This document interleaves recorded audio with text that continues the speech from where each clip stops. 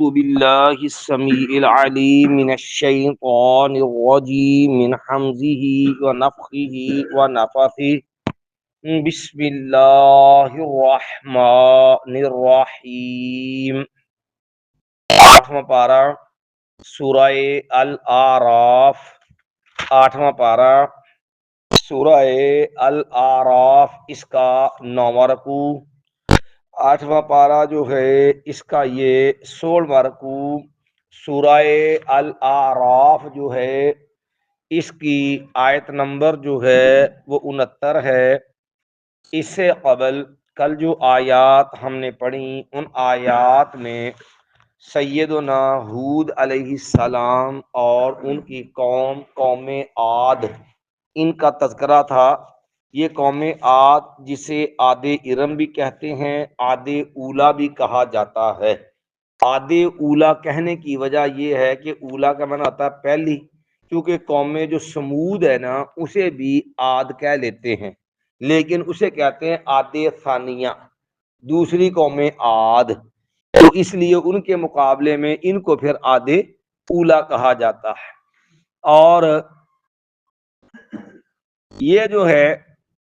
قوم عاد، ان کا کل ہم نے تعارف کروایا تھا۔ قوم عاد ہود علیہ السلام کی یہ قوم ہے، اور اس قوم کو ہود علیہ السلام نے جب انہوں نے ہود علیہ السلام کی دعوت کا انکار کرنے کے لیے ہود علیہ السلام کو جو ہے وہ معاذ اللہ جھوٹا بھی قرار دیا، اور یہ بھی کہا کہ معاذ اللہ یہ جو ہیں کسی حماقت میں، بیوقوفی میں مبتلا ہیں۔ گویا کہ ان کی دعوت کو بجائے سمجھنے کے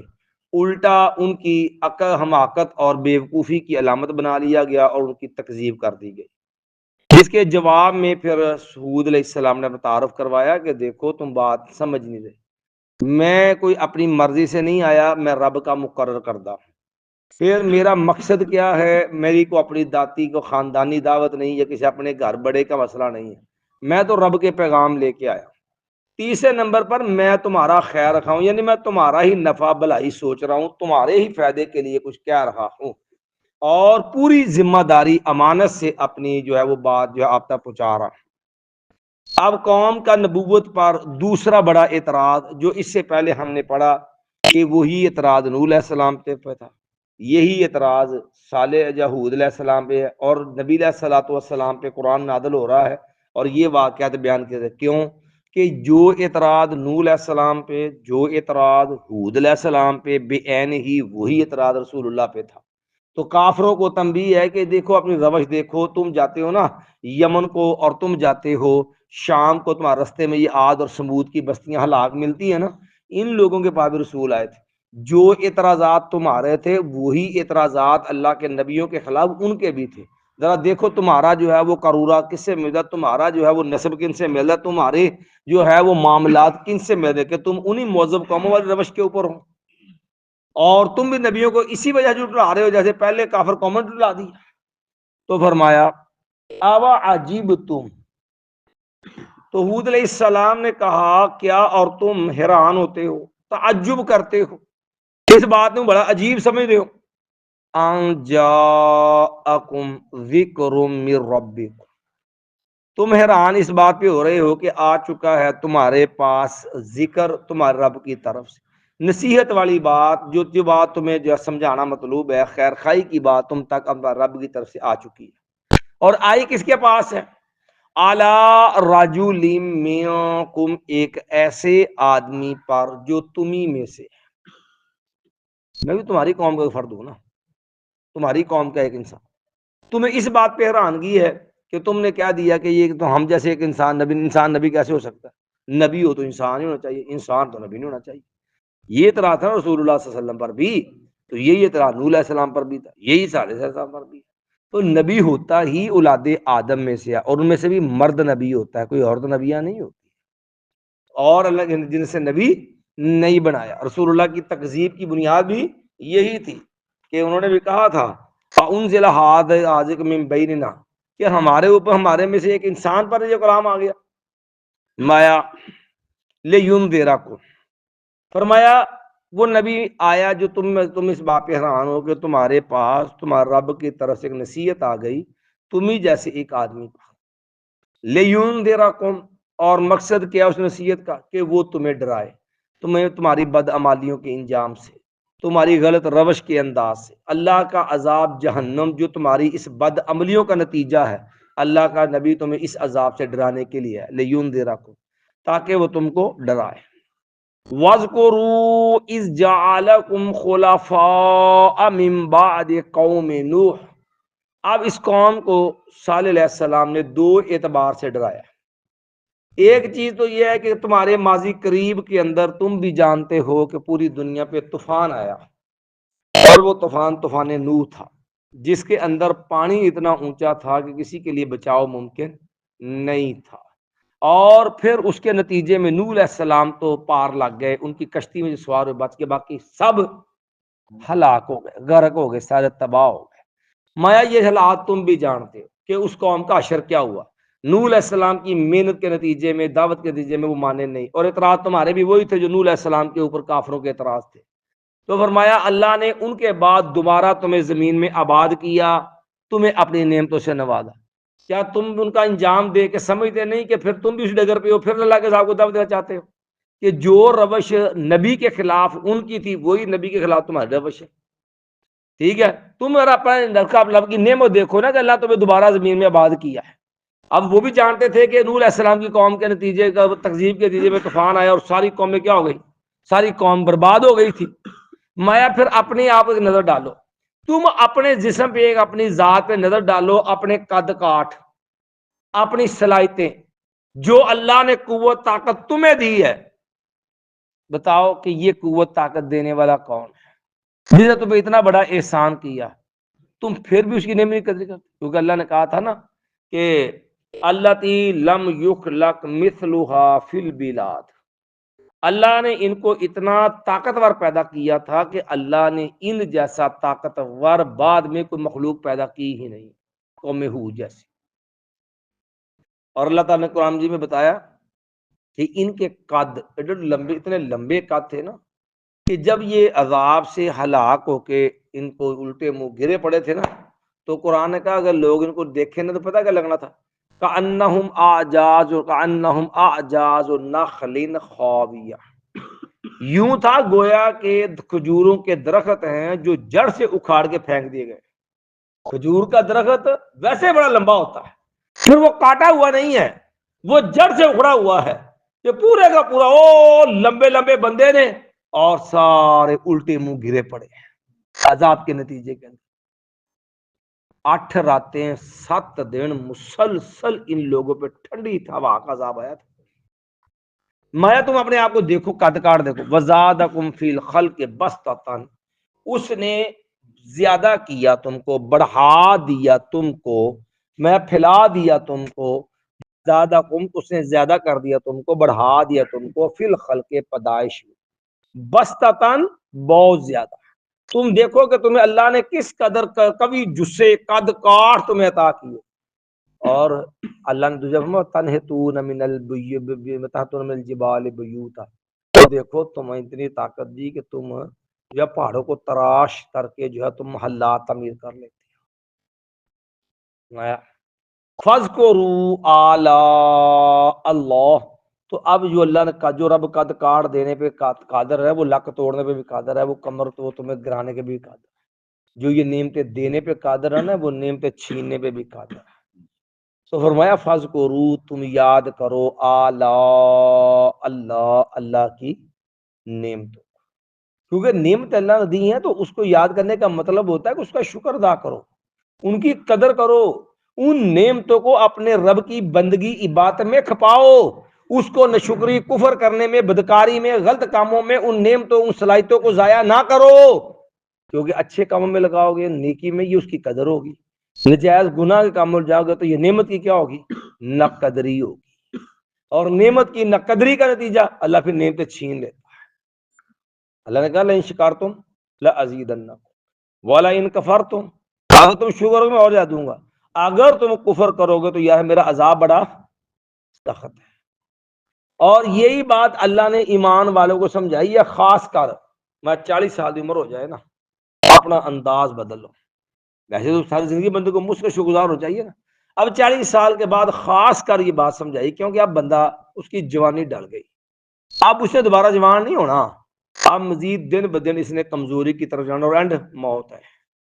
جوانی کا اس نے بڑا حصہ جو تھا نا وہ سب سے عمدہ, اب سمجھو وہ اپنی اختتام کو ہو گیا, اب بڑھاپے والے ادوار شروع ہو گئے. تو رب نے ایک دعا سکھائی ہے قرآن میں, اسی لیے فلما بالغ 40 سنۃ,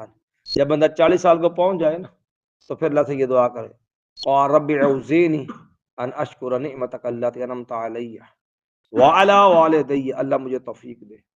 میں تیری ان نعمتوں کا شکر ادا کروں اللہ جو تو نے مجھ پہ انعامات کی, جو نعمتیں مجھے عطا وعلی والدی, اللہ مجھے توفیق دے میں تیری ان نعمتوں کا شکر بھی ادا کروں تو نے میرے ماں باپ پہ کی. اور ماں باپ, اللہ نے کتنی نعمتیں ماں باپ کی جو بندہ انہی کی بدولت آگے دنیا میں آگے بڑھتا ہے. ماں باپ نے لکھایا, پڑھایا, اچھی تربیت کی, ماں باپ سے وراثت, ماں باپ نے کمایا, اولاد کو جو ہے ترکے میں کچھ سامان دے کے گیا, گھر بار دے کے گیا, پیسہ دے کے گیا, کچھ چلتا کاروبار, کتنی نعمتیں ہوتی ہے. تو موٹی موٹی چیزیں دنیا کی سمجھے, تو مایا اللہ پھر والدین کی اچھے والدین, اچھی تربیت, تو مایا اللہ مجھے توفیق دے ان اشکر نعمتک التی انعمت علی وعلی والدی, اللہ میں ان نعمتوں کا بھی شکر ادا کروں اللہ جو میرے اوپر کی ہیں, اللہ میں ان نعمتوں کا بھی شکر ادا کروں جو تو نے میرے ماں باپ پہ کیے, ان کا میں شکر ادا کروں. وان اعمل صالحا ترضى, مجھے توفیق دے میں ایسے نیک عمل کر سکوں اللہ جو تجھ کو پسند. واصلح لی فی ذریتی, ہوں یا اللہ میں بڑھاپے جا رہا ہوں, بچے میرے جوانی پہ آ رہے, گویا کہ میں کمزوری کی طرف چل پڑا, بچے میرے طاقت قوت کی طرف آنے لگ پڑے. تو یا اللہ ظاہر ہے کمزور بندہ طاقتور کو کس طرح سنبھالے گا, لیکن اللہ تیرے دل تو تیرے ہاتھ میں ہے نا. واصلح لی فی ذریتی, اللہ میرے لیے میری اولاد سنوار دے. یہ 26واں پارہ ہے, سورۃ احقاف ہے, 15 نمبر آیت ہے. یہ دعا قرآن سے یاد کر کے اپنی زندگی کا معمول بنا لے, اپنی دعاؤں میں اس کو مستقل یاد رکھے. نفلی نماز ہے, عشاء میں پڑھ سکتے ہیں, نماز سے پہلے موقع مل جائے, بعد میں موقع مل جائے, عام دعا ہو جائے, رات کو اٹھتے ہیں تو یہ بھی رب کے شکر کی ادا کرنے کے لیے اللہ سے توفیق مانگے گے تو انشاءاللہ اللہ کی مدد شامل ہے. تو قوم کو بھی یہ حفظ کرو اعلیٰ اللہ, اللہ کی نعمتوں کی قدر کرو, ان کو یاد کرو, لعلکم تفلحون, تاکہ تم کیا ہو جاؤ, کامیاب ہو جاؤ. اب قوم کی جو ہے وہ ہٹ دھرمی دیکھیے, قالو انہوں نے کہا, اجئتنا کیا تو آیا ہے ہمارے پاس, لنعبد اللہ وحدہ تاکہ ہم عبادت کریں صرف ایک اللہ کی, اس اللہ کو پوجیں, اس اللہ کی بات کریں, اس رب کی بندگی میں لگ جائیں جو اکیلا, اس حال میں کہ وہ اکیلا یکتا ہے, اس کا کوئی ثانی شریک نہیں. نماز, روزہ, حج, زکوٰۃ, نذر و نیاز, ہر کام اس رب کے لیے, اور سر کچھ کرنے والا وہی ہے, یہ کام کریں ہم. ونازارا, اور ہم چھوڑ دیں, ما کان یعبد آباؤنا, جو جس کی عبادت کرتے رہے ہمارے باپ دادا. یہ مطلب تو ساڈو پیو دا دین تو ٹھانا چاہنے, مطلب ہوں یہ اللہ دی بات کریے جا ساڈا پیو دا سارا کادو چھڑ دیا, یعنی یہ مطلب ساڈا پیو دا گمراہ سی. اب یہ ہے مصیبت اکابر پرستی, یہ ہے ابا جی والا دین, پیو دادے والا دین یہ نہیں چھوڑ سکتے. اور یہی وہ جرم تھا جو ہر مکذب قوم میں کھڑا تھا. سورۃ زخرف 25واں پارہ. اللہ تعالیٰ نے مکذب قوموں کی ایک کامن جو ہے وہ ایک غلطی, یہ جرم, ایک سب میں مشترکہ جرم جو تھا نا وہ اللہ نے بیان کیا. میں جس امت کے بعد بھی نبی آیا نا, انہوں نے پتہ کیا کہا, جو انہوں نے سب کا ایک ہی جواب تھا کہ کیا, انا وجدنا آباءنا علی امہ وَإِنَّا عَلَىٰ آثَارِهِمْ مُقْتَدُونَ, ہم نے تو اپنے باپ دادا کو جس دین پہ پایا نا, ہم نے تو وہی کرنا ہے. ہر نبی کو اس کی قوم نے یہ جواب دیا کہ ابا جی کا دین نہیں چھڑ سکتے, بڑے والا دین یا سارے بڑے پاگل. آپ کبھی اندازہ کریں, یہ تو معاملہ ہے نا ہود علیہ السلام کی قوم کا. آپ فرعون کی قوم کو پڑھ کے دے, موسیٰ علیہ السلام کی قوم کو پڑھ کے دیکھ لیں, جہاں موسیٰ علیہ السلام فرعون سے مقابلہ. فرعون نے بھی موسیٰ علیہ السلام کی دعوت کو بگاڑنے کے لیے یہی پتہ کھیلا تھا. موسیٰ علیہ السلام نے جب دعوت دی نا تو فرعون نے بھی یہ کہا تھا, اچھا آپ یہ بتائیں فما بال القرون الاولی, یہ دسو ساڈے بڑے کتنے نے, ان کا کیا بنا. مطلب جو دین آپ لے کے آئے ساڈے بڑے تو دین نہیں سی نہ مانتے, پھر یہ ساڈے بڑے کا دین ہور سی تے تہاڈا دین ہو رہی مقصد کی سی مقصد سی اگ لاؤنا مقصد سی عوام نو ਭੜਕਾਉਣਾ کہ ਤੁਹਾਡੇ پیو ਦਾ ਤੁਸੀਂ ਜਨਮੀ ਕਹਿੰਦਾ ਜੇ ਤੁਹਾਡੇ ਵੱਡਿਆਂ ਨੂੰ ਗੁੰਮਰਾਹ ਕਹਿੰਦਾ ਜੇ قوم بڑھ گئی نا موسیٰ علیہ السلام کا مقصد کیا تھا آگ لگانا تو موسیٰ علیہ السلام بھی اللہ کے نبی تھے رب نے کمال بصیرت دی ہوتی جیسی بصیرت رب نبی کو دی کائنات میں کسی کو بصیرت نہیں ہوتی جتنی بڑی ذمہ داری ہوتی ہے نا نبی اتنی فہم و فراست عقل شعور اور اتنا ہی جو اللہ کے نبی علیہ السلام جو ہے وہ فہم و فراست کے مالک ہوتے بڑا کمال جواب دیا انما علم عند ربی ابا جی ہونا جو تہاڈے سن نا اور رب جاندا کتنے میرا اللہ کدی بھولیا تو نہیں اتنے گئے نا وہ بہتر سمجھدا کتنے لیکن مقصد کہنے کا پتہ کسی تے ہے ساڈے بڑے نے بار دسو کی آنے اسی لیے جب نبی علیہ السلام کے بارے میں جب آپ نے خطوط لکھ ابو سفیان رضی اللہ عنہ ہرقل کے دربار میں کھڑے تھے تو ہرقل نے ایک سوال یہ بھی کیا تھا ماذا یامرکم کہا تھا ابو سفیان اچھا یہ بتا وہ نبی جو تمہارے اندر آیا اس نبی کی دعوت کیا ہے